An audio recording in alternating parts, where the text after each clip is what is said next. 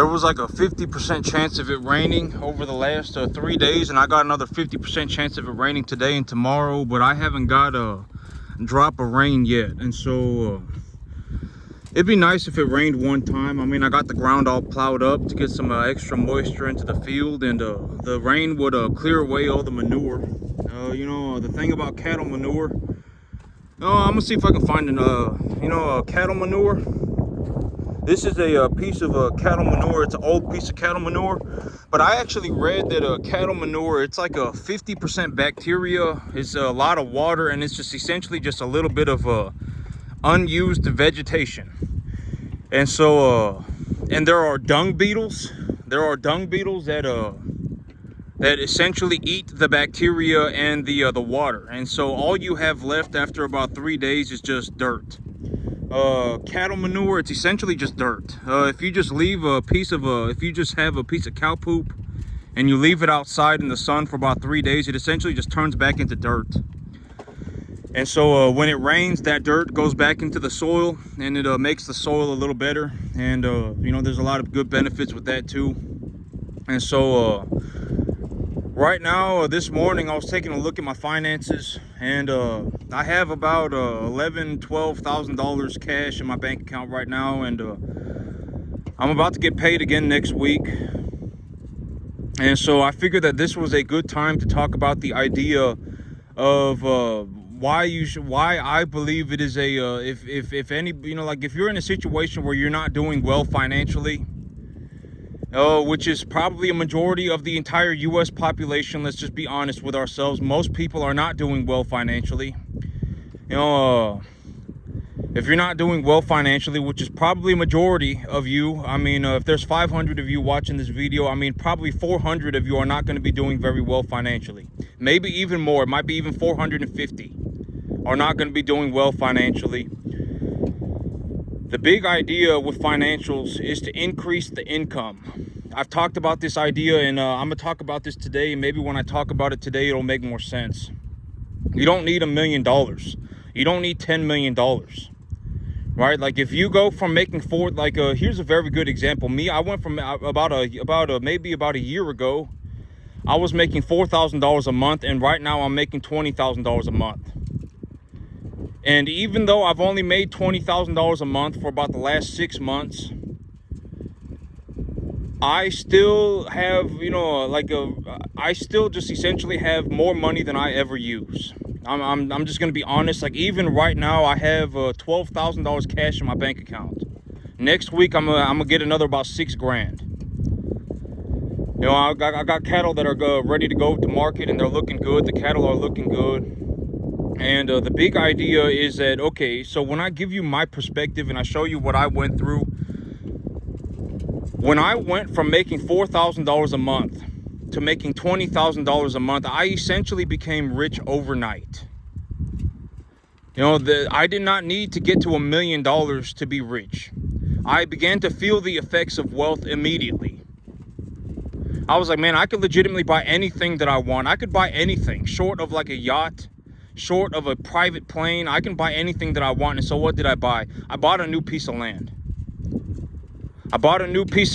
I still had, you know, I'm getting my balance sheet squared away. And even right now, I'm almost net positive, almost $8,000 a month.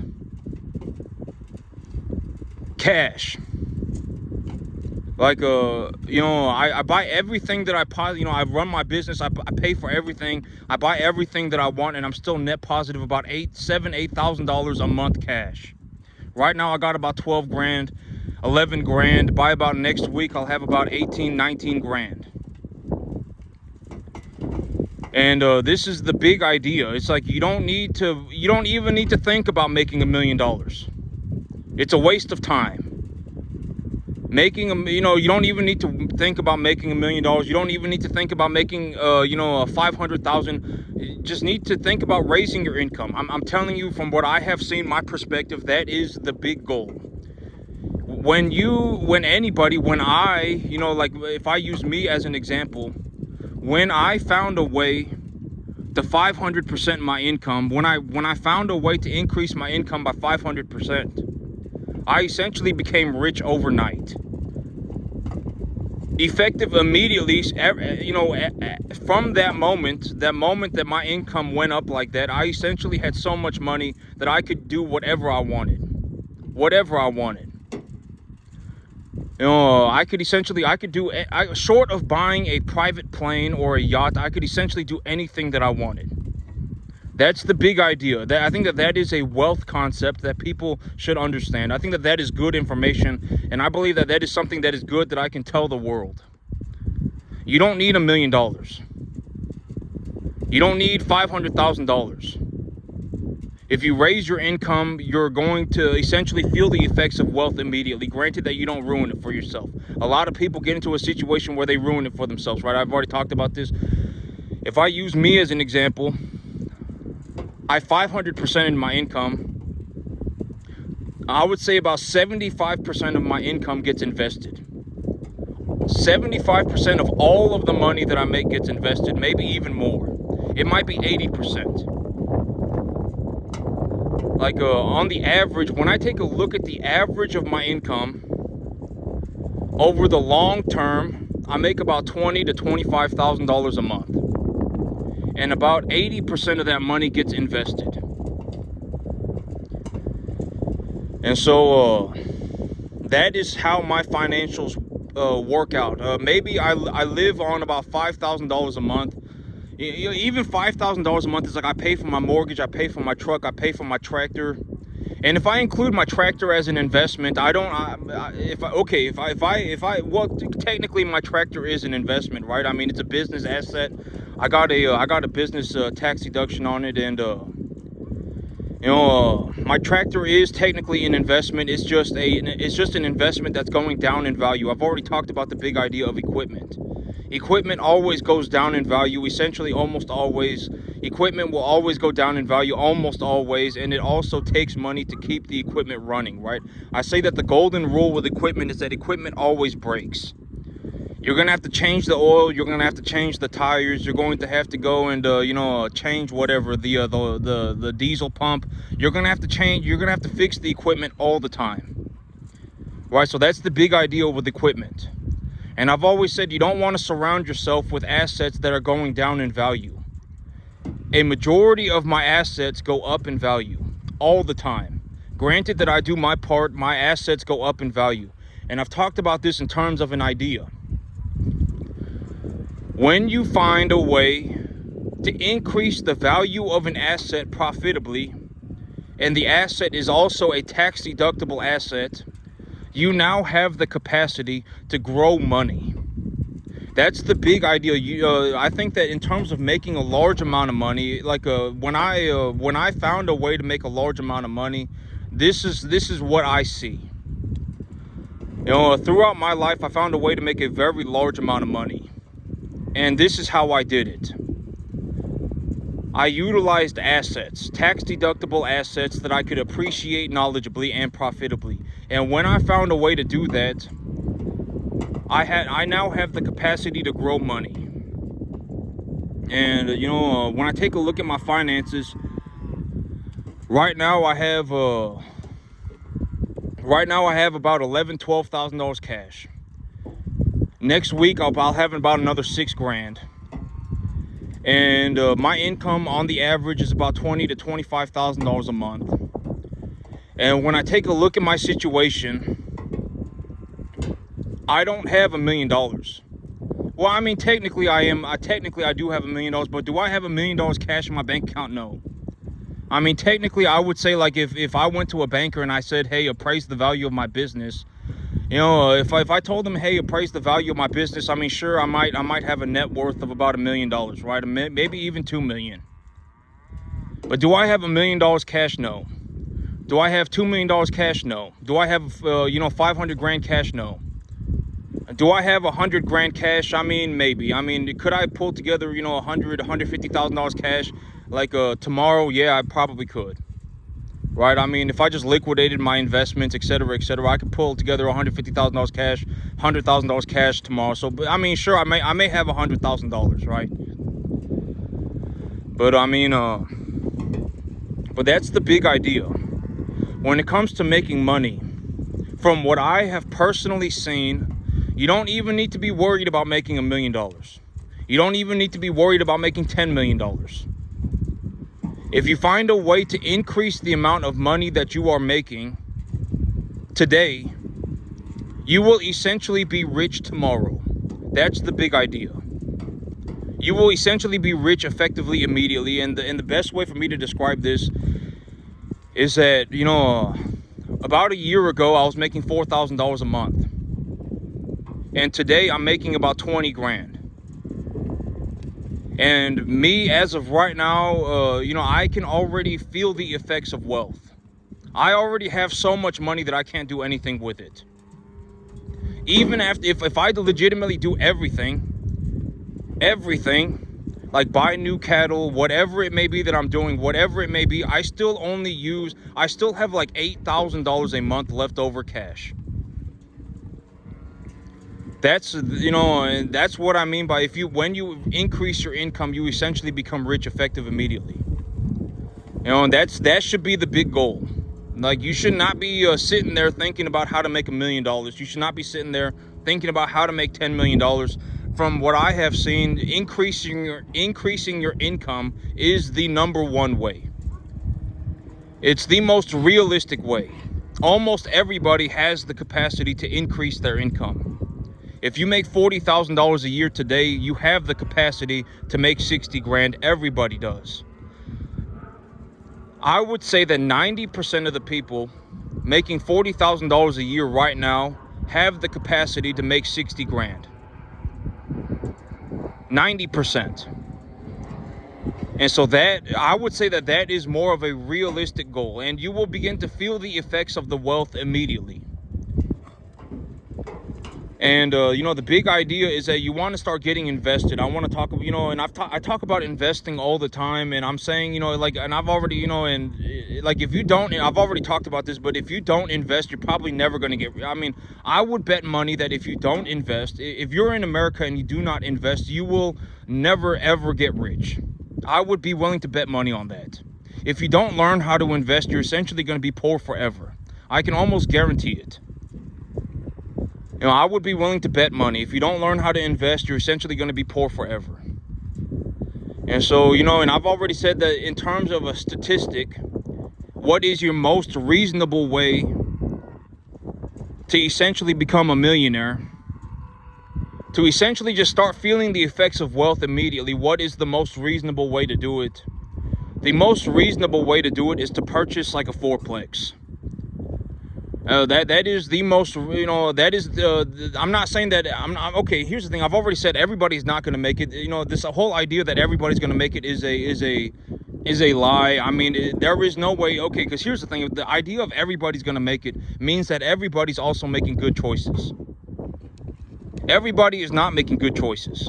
A lot of people are making bad choices. A lot of people, and here's the idea. And I've said this, but when I say there's a reason you're poor, right? Like, if you're poor, there's a reason you're poor, right? I say that all the time. But if we're going to say everybody makes it, we would also have to consider the fact that everybody would essentially be having to make good choices, and everybody does not make good choices, right? A lot of people, put in 90% effort every single day, and if you think about the idea of putting in 90% effort, this is also why I refuse. I'm not going to show anybody how to do 90%. Because if I show somebody how to do 90%, you'll be a 90%er forever, right? And if you do 90% every day for the entirety of your life, that 10% that you did not do every single day essentially compounds forever. And essentially, if you do 90% a day, you're going to get so far behind by the end that it would have been better for you to go and do something else that you would have actually put 100% effort into. That's how it plays out. And I've talked about this, like when it comes to something like farming is a 100% skill-based business. It's 100% skill-based. Right? Like if you put me on a field with a bum, a beggar, like if you took a homeless person and put me on a field with a beggar, I would essentially wipe the floor with that beggar. I would essentially wipe the floor with 99.999% of the entire U.S. population, right? Farming is not something that people can just do. It's something that you have to learn. And here's the idea of learning. And I was like, maybe I would put it this way.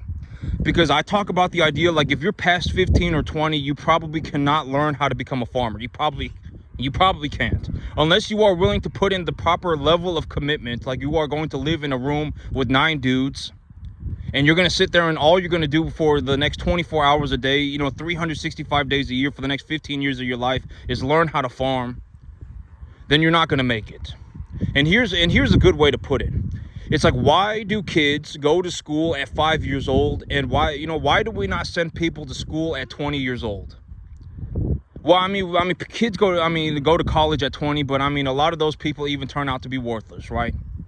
But it's like, why do we start, in terms of the U.S. population, why do we start sending children to school at 5?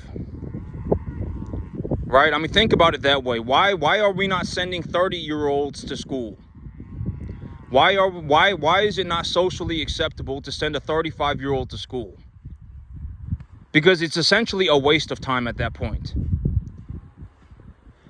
That 5-year-old is going to learn much faster. They're going to learn. I mean, they're in a stage of learning. They are actively learning all the time. If you put a 25-year-old in school, it's practically a waste of time. The damage has already been done. They probably cannot learn. Now, that's another way to look at it. And farming has to be learned. Nobody is born a farmer. Right? Farming is a 100% skill-based business. And if you're going to get into a 100% skill-based business, I would not even consider it, like, if you're over 15 or 20 years old. It probably cannot happen. You're probably wasting your time. If you just went out and made money, you would be happier. I can almost guarantee it. I'm not making the choice for you. I'm just saying, consider it as a possibility. You know, like, if you went and you bought a fourplex or whatever it may be, and you just made yourself money, if you made $20,000 a month, I mean, you could essentially do whatever you wanted. And right now, I actually I got my hunting rig on my back. If y'all want to take a look at my hunting rig, but my hunting rig, it's an AR-10. I don't know if but it's an AR-10 with this big old scope on it, and it's a digital scope. I don't know. There are benefits to have it. It's Armalite. It's an 18-inch Armalite AR-10, and I got a bunch of corn. You know, I used a bunch of corn here, and I got one day I had accidentally left my grain bin open, and it is. The gun is completely the gun is safe. Okay, it's on safe, and the chamber is empty. I wanted to make sure I tell y'all that, because I understand that I'm flagging my cattle, but the gun is completely empty. It's been on my back. Nobody's touched it. I checked it to be completely clear. I dropped the magazine. I cleared it. The gun is completely empty, and it's on safe. Okay, and so the AR-10, this is actually also my the gun that I keep in my truck, and this is also my hunting rig.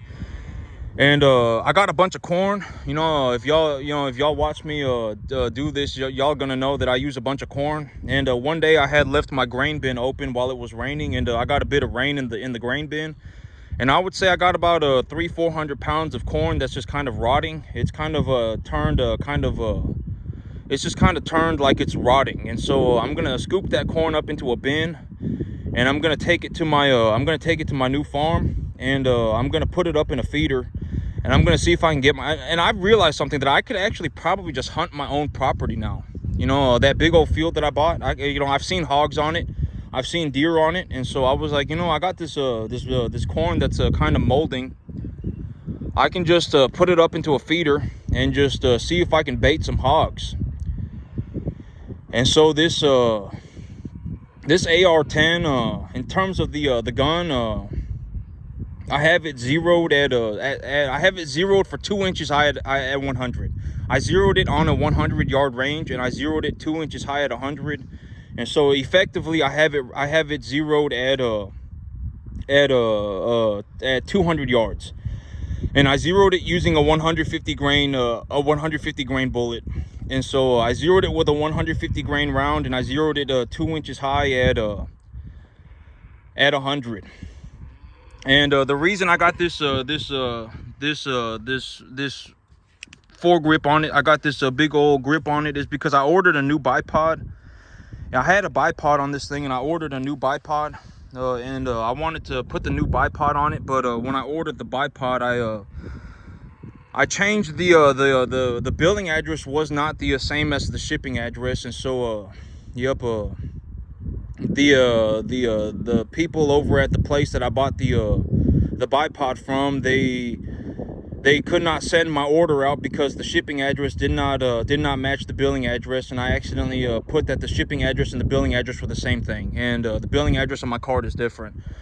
And so the new bipod is on the way. I should have it maybe tomorrow, and I'm gonna stick the new bipod on it. And but here's the thing, in terms of a hunting rig, and this is also the gun that I keep in my truck. I keep this gun in my truck, and you're gonna see I got iron sights on it too. You know, I got iron sights on it, and I know I always bash iron sights, but the thing about iron sights is like, iron sights are essentially a last-ditch effort to give you an idea of where you're pointing your gun. And I'll talk about, and here's another way to look at it. If you get an 8x optic, even with this scope is a 5 to 20 times optic, and you see that hay bale out there, that hay bale out there is about 100 yards away from me right now. There's an 8-inch circle target on it, and if I were to even at this range with a 20 powered scope, I could not hit that 8-inch target.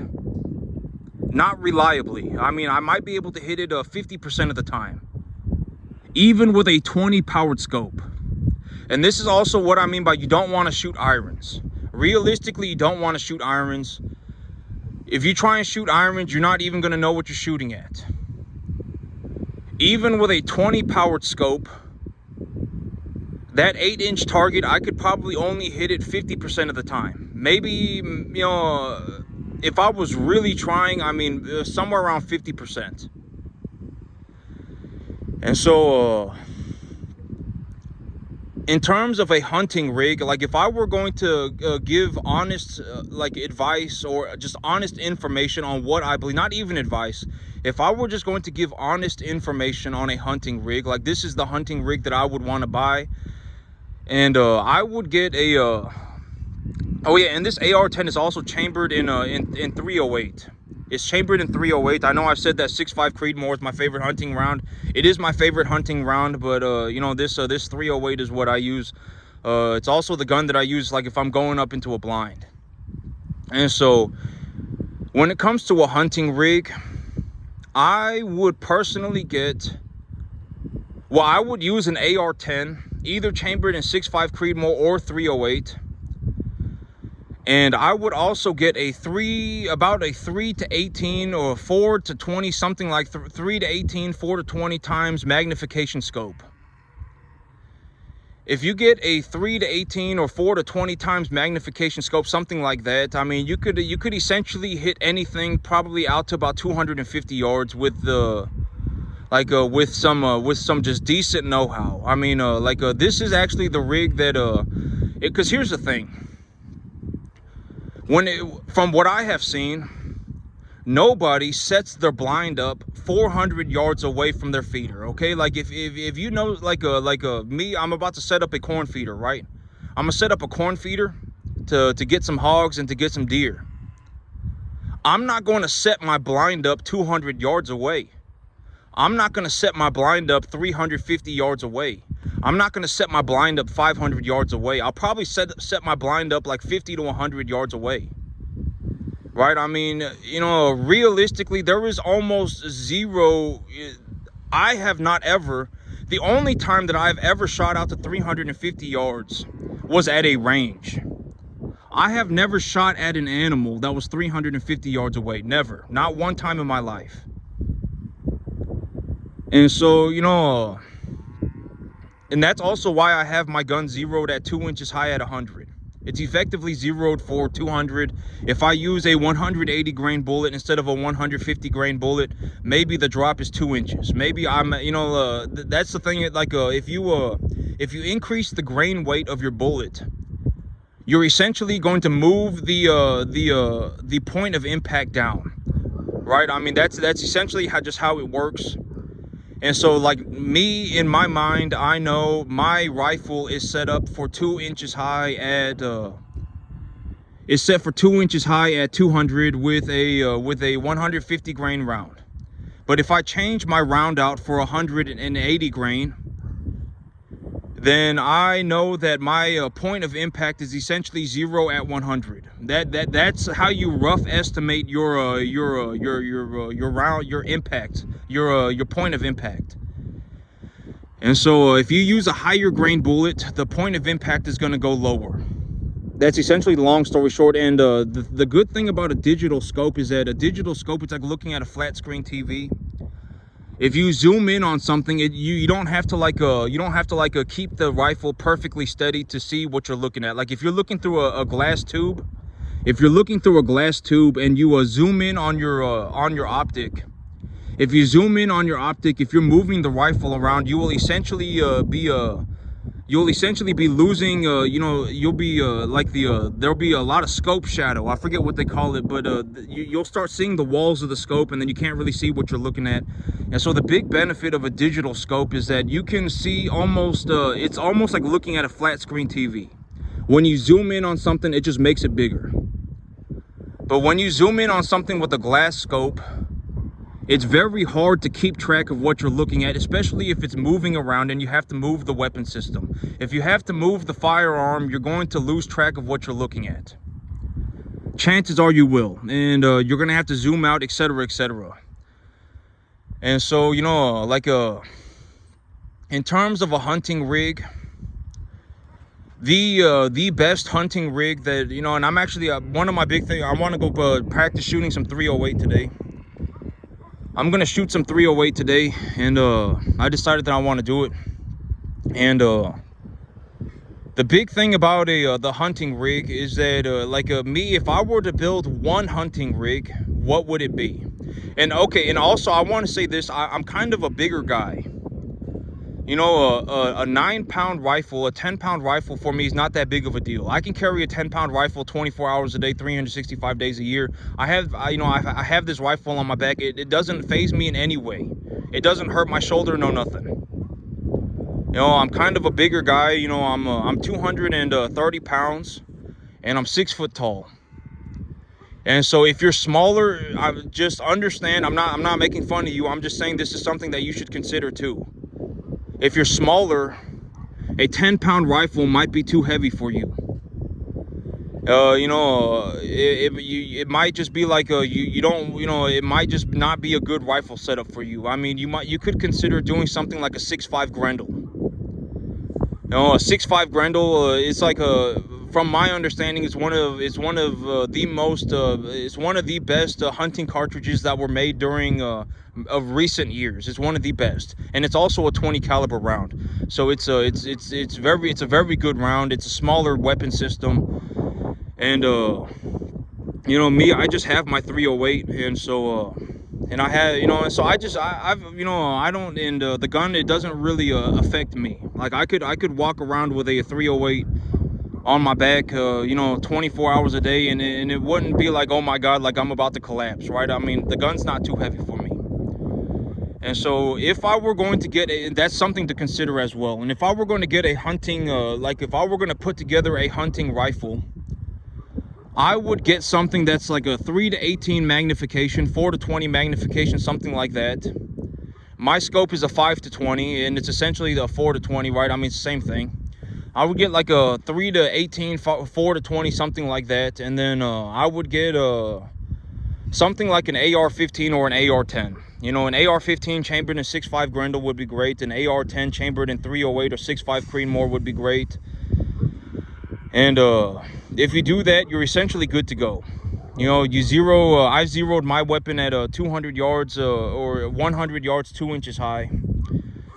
And also you're gonna need a bipod.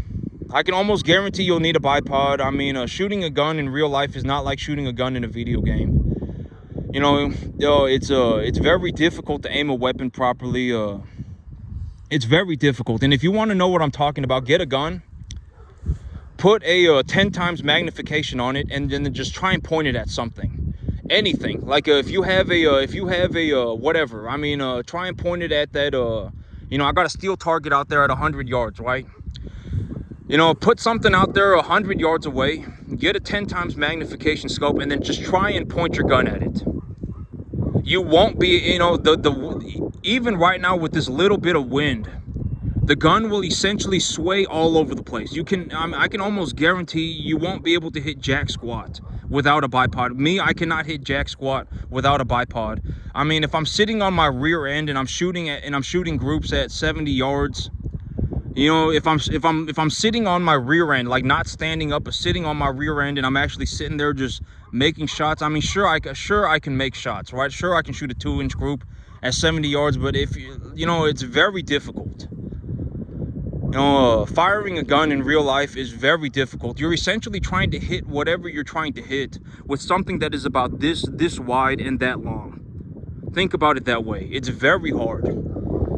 It's very hard, you know, and if you want to know what I'm talking about, you know, just get a rifle, get a 10 times magnification on it, and try and point it at something that's 100 yards away. Your gun will sway all over the place. I'm telling you, you won't be able to hit jack squat, and that's also why it's such a bad idea to shoot iron sights. And so I'm gonna go practice shooting some 308.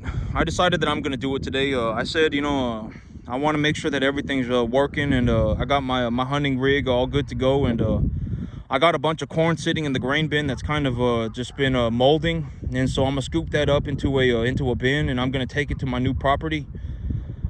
And I'm gonna see if I can bait some hogs. I'm gonna see if I can bait some deer. And if I can bait a hog or I can bait deer, then I'm good to go. But yep, that's it for me today, YouTube. Y'all have a good one.